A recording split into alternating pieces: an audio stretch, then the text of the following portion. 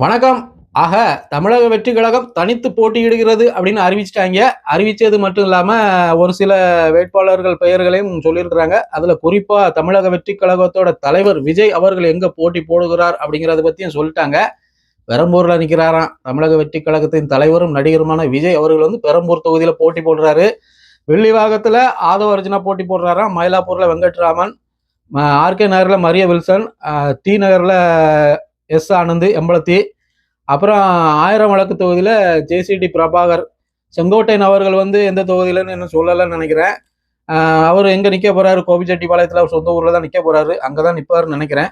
ஆக மொத்தம் தமிழக வெற்றி கழகம் வந்து 234 தொகுதியிலையும் வந்து அறிவிக்கல வேட்பாளர்களை. அறிவிக்கவும் மாட்டாங்க, அறிவிக்கவும் முடியாது. அவர்களிடத்தில் வேட்பாளர்கள் இல்லை. இதுதான் உண்மை. சென்னை மாவட்டம், காஞ்சிபுரம், செங்கல்பட்டு இந்த மாவட்டங்களில் தமிழக வெற்றி கழகம் போட்டி போடும்.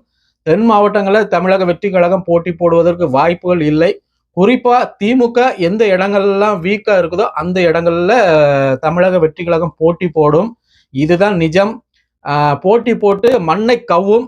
தமிழக வெற்றி கழகம் மண்ணை கவும். குறிப்பா விஜய் அவர்கள் பெரம்பூர் தொகுதியில செமத்தியா அடி வாங்குவார். 0% தான். 1% கூட ஓட்டு கிடைக்காது.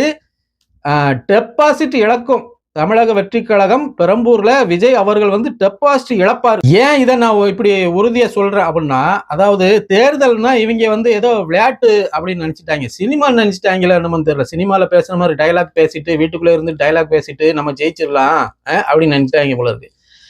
5 வருஷம் 6 வருஷம் 7 வருஷம் முதலமைச்சர் பதவியில இருந்த பெரிய பெரிய கட்சிகள் எல்லாமே தேர்தல் வந்துட்டுனாலே களத்துல இறங்கி வேலை செய்யறாங்க. ஊர் ஊரா போறாங்க வண்டி எடுத்துக்கிட்டு. ஊர் ஊரா போய் மக்களை சந்திக்கிறாங்க. மக்களை சந்திச்சு இவங்க நல்லா செஞ்சாங்களா கெட்ட செஞ்சாங்களா ரெண்டாவது, போய் மக்களை சந்திக்கிறாங்க. அதுதான் அங்க. ஆனா இங்க தமிழக வெற்றி கழகத்தின் தலைவர் விஜய் என்ன பண்றாரு? பனையூர்ல வீட்டுக்குள்ள இருந்துக்கிறாரு.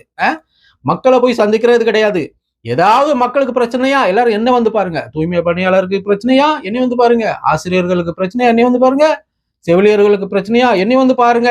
நாங்க யாரு எங்கேயும் வர மாட்டோம். இதுல வேற டயலாக் வேற. நான் ஜெயிச்ச பிறகு உங்களை எல்லாரும் வந்து சந்திக்க, வீடு வீடா வந்து சந்திக்க. என்ன இருக்கும் போதே வராத நீங்க ஜெயிச்ச பிறகு எப்படிங்க வருவீங்க? இப்பவுமே வரமாட்டேங்கிறீங்களே. எந்த பிரச்சனைனாலுமே உங்க சொந்த கட்சிக்குள்ள இருக்கக்கூடிய ஒருத்தருக்கு ஒரு பிரச்சனை கூட நீங்க வந்து பார்க்க மாட்டேங்கிறீங்களே. அந்த சமயத்துல 10 நாளைக்கு 20 நாளைக்கு ஒரு நேரம் 30 நாளைக்கு ஒரு நேரம் ஒரு மீட்டிங் அப்படின்னு ஒரு சின்ன கூட்டத்தை போட்டு கூட்டி வச்சுக்கிட்டு ஒரு 10 நிமிஷம் ஏதாவது ஒண்ணு எழுதி கொடுத்ததை பேசிட்டு போயிடுறீங்க. என்ன பேசுறீங்க? இதுதான் மெயினா பேசுறீங்க. 2 கட்சிக்கு நடுவுல தான் போட்டியே. ஒண்ணு தமிழக வெற்றி கழகம், இன்னொன்னு திமுக அப்படின்னு சொல்லிட்டு போயிடுறீங்க. அப்புறம் வீட்டுக்குள்ள போய் படுத்து தூங்கிடுறீங்க. இப்படி இருந்தா எவன் உங்களுக்கு போட்டு போடுவான்? யாருக்குன்னா டப்பா டான்ஸ் ஆகிட்டு போச்சு, கிழிஞ்சு போச்சு. உங்க தமிழக வெற்றி கழகம் வந்து கிழிஞ்சு போச்சு, நாரி போய் தான் இருக்குது. உங்களுக்கு இருக்கக்கூடிய இந்த ரசிகர் குஞ்சானுகள் இருக்காங்களே, ஒரு 4-5 லட்சம் பேர் இருப்பாங்களே, அவங்க மட்டும்தான் ஓட்டு போடுவாங்க தமிழக வெற்றி கழகத்துக்கு. வேற யாருமே ஓட்டு போட மாட்டாங்க. காரி தான் துப்பிட்டு இருக்காங்க. தமிழக வெற்றி கழகமா அப்படின்னு காரி துப்பிட்டு தான் இருக்காங்க. இதுதான் நிலைமை. இப்போ விஜய் அவர்களை வந்து எப்படியாவது என்டிஏ கூட்டணிக்குள்ள இழுத்துடலாம் அப்படின்னு பிஜேபி எவ்வளவோ பாடுபட்டுது. இந்த கரூர் துயர சம்பவத்தை வச்சு. இந்த கரூர் துயர சம்பவம் வந்து முடிஞ்சு போன கதை. இனி அது வந்து சிபிஐ விசாரணை எடுத்து என்ன பிரயோஜனம்? சம்பவம் நடந்த பிறகு தமிழக அரசு சார்பில் 10 லட்சம் கொடுத்தாச்சு அந்த இறந்த குடும்பங்களுக்கு. விஜய் தமிழக வெற்றி கழகம் சார்பில் விஜய் அவர்கள் வந்து 20 லட்சம் கொடுத்தாங்க. மத்திய அரசு 2 லட்சம் கொடுத்துருக்கு. நிறைய கட்சிகள் வந்து நிறைய காசு கொடுத்து அந்த சம்பவம் அது முடிஞ்சு போச்சா?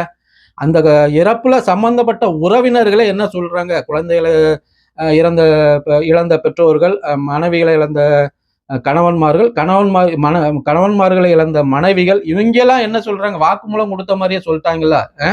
ஒன்றும் பிரச்சனை இல்லை. விஜய் அவர்களை பார்க்க போய் தானே என் பிள்ளைய சேர்த்திருக்கு. ஒன்றும் பிரச்சனை இல்லைங்க. விஜய் நல்லா இருந்தா சரி. விஜய் நல்லா இருக்கிறாரா? அவர் சாப்பிட்டாரா? உறங்கினாரா? தூங்குனாரா? இதுதானே அவங்க கேட்டுட்டு இருக்காங்க. என் பிள்ளை செத்தாலும் பரவாயில்ல, விஜய் நல்லா இருந்தா போதும் அப்படின்னு சொல்லிட்டாங்கல்ல. இனி அந்த கேஸை விசாரிச்சு என்ன பண்ண போறீங்க? யாருக்கு தண்டனை வாங்கி கொடுக்க போறீங்க? யாருக்கு தண்டனை வாங்கி கொடுக்க போறீங்க? முடிஞ்சு போன கேஸ். அப்போ இந்த கேஸை வச்சு விஜய் அவர்களை வந்து கூட்டணிக்குள்ள இழுத்துடலாமா அப்படிங்கிற மாதிரி தான் அவங்க வந்து ஒரு பேச்சுவார்த்தை அப்படிதான் போயிட்டு இருக்குது. டெல்லிக்கு போனது எல்லாமே அதுக்கு தான். வந்துருங்க எங்க கூட்டணியில வந்துருங்க. உங்கள ராஜா மாரி வச்சு பார்த்துக்கிடுதோம்.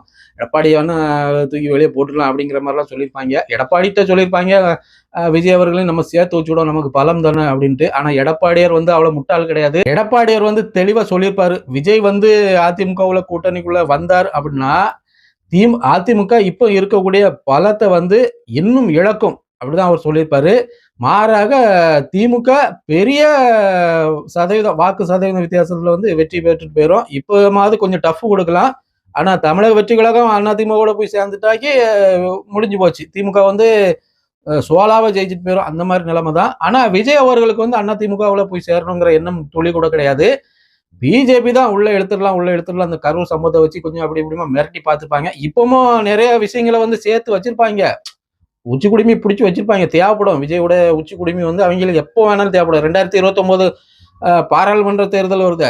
அந்த தேர்தலையும் பிடிச்சி ஒரு ஆட்டி பார்ப்பாங்க. நம்ம கூட வந்துருங்க அப்படிங்கிற மாதிரி. அதனால இப்போ வந்து எடப்பாடி பேசி எடுத்து வேண்டாம்னு சொல்லியிருப்பாரு. அதனால வந்து இப்போ அப்படி விட்டு பிடிச்சிருக்கிறாங்க. தமிழக வெற்றி கழகமும் நாங்கள் தனித்து போட்டி போடுறோம் அப்படின்னு சொல்லிட்டு போட்டி போடுறாங்க. யாரும் சேர்த்துக்கல. அதுதான் நிஜம். யாரும் ஓட்டு போட மாட்டாங்க. தமிழக மக்கள் வந்து முட்டாள் இல்லை. நீங்கள் வந்து படுதோல்வி அடைவீர்கள். தமிழக வெற்றி கழகம் விஜய் அவர்கள் வந்து கேவலப்பட்டு அசிங்கப்பட்டு டெபாசிட் இழந்து போவார். 2026 சட்டமன்ற தேர்தலில், தமிழ்நாடு சட்டமன்ற தேர்தலில் இதுதான் நடக்கும். அதனால தமிழக வெற்றி கழகம் 234 தொகுதியிலையும் வேட்பாளர்களை போட மாட்டாங்க. வேட்பாளர்கள் கிடையாது. இதுதான் அங்க நிஜம், உண்மை. பாப்போம் என்ன நடக்குன்னு வரக்கூடிய காணொலியில பார்க்கலாம். மீண்டும் ஒரு காணொலியில் சந்திக்கலாம். நன்றி, வணக்கம்.